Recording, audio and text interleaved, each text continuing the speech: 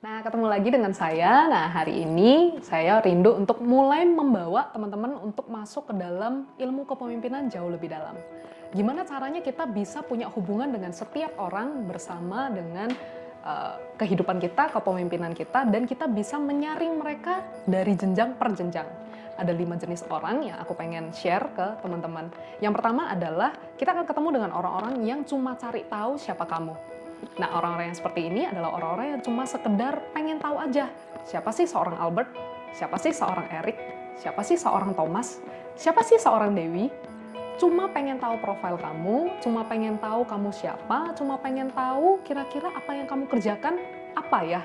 Nah, orang-orang yang tahu tentang kita dan mengenali profil kita, mereka mengenali kita by reputasi. Tapi tentunya mereka bukan orang-orang yang punya koneksi yang sangat dalam. Jadi koneksi mereka sangat dangkal dengan kita. Lalu yang kedua adalah orang yang mau lihat siapa kamu dan kamu di dalam posisimu. Orang-orang yang seperti ini adalah orang-orang yang mulai tertarik dan rindu untuk bisa punya koneksi lebih dalam dengan kamu. Mereka akan coba-coba untuk membangun hubungan dengan kita, ataupun mereka juga mencari tahu bagaimana caranya untuk bisa komunikasi atau kontak dengan kita. Tapi orang-orang yang seperti ini hanya pengen tahu siapa kamu di dalam posisimu. Nah, kalau misalnya kita mulai membangun sebuah tim, orang-orang yang berada di level pertama atau level kedua belum bisa kita rekrut menjadi seorang di dalam tim kita. Mereka hanya sekedar orang-orang yang tahu siapa kita, tetapi mereka masih sekedar hanya tahu dan mau belajar melihat kita. Istilahnya mereka mau lihat hasilnya kita seperti apa. Nah, kita masuk lebih dalam ya. Ada orang-orang yang punya hubungan dengan kita karena tahu siapa kamu dan menghargainya. Orang-orang yang tahu siapa kita dan menghargainya adalah orang-orang yang semakin lebih dalam lagi punya hubungan mengenal kita. Mereka bukan cuma sekedar tahu reputasi, mereka bukan cuma sekedar punya koneksi yang sesekali punya hubungan atau percakapan atau komunikasi dengan kita, tapi ini adalah orang-orang yang sangat menghargai profesi kita atau apa yang kita sedang kerjakan. Orang-orang seperti ini sesekali bisa diajak untuk membangun proyek atau sesekali bisa mengerjakan beberapa hal yang mungkin kita rindu untuk bisa mengajak mereka untuk berkontribusi di dalam apa yang kita kerjakan. Orang yang menghargai kita akan dengan senang hati membantu kita mengerjakannya. Tapi masih proyek-proyek lepas, nggak menjadi proyek yang terikat. Karena ini masih level yang di tengah-tengah nih, nggak terlalu ringan koneksinya, tetapi juga nggak terlalu dalam dengan kita. Nah, poin keempat, sudah lebih dalam nih, orang yang tahu dan kenal siapa kamu, terus mendukungnya. Orang-orang yang kenal dengan kita, punya komunikasi yang sudah lebih jelas dengan kita punya hubungan lebih dalam dengan mereka, dan mereka mau terus mendukung kita. Orang-orang ini sudah mulai bisa direkrut menjadi seorang tim di dalam kepemimpinan kita. Orang-orang begini, orang-orang yang mau mendukung, mereka akan dengan senang hati bahkan memberikan kontribusi dan ide-ide tanpa diminta. Orang-orang yang terus mendukung kamu di dalam apa yang kamu kerjakan dan apa yang menjadi kehidupanmu, apa yang menjadi kepemimpinanmu, orang-orang ini layak disebut sebagai tim. Tetapi kadang-kadang kita masih bisa pilah-pilah nih, yang mana sih teman, yang mana sih partner, yang mana sih family in working. Jadi kita perlu bisa pilah-pilah dengan tepat. Yang paling terakhir adalah yang paling layak untuk kita sebut sebagai tim atau family in working.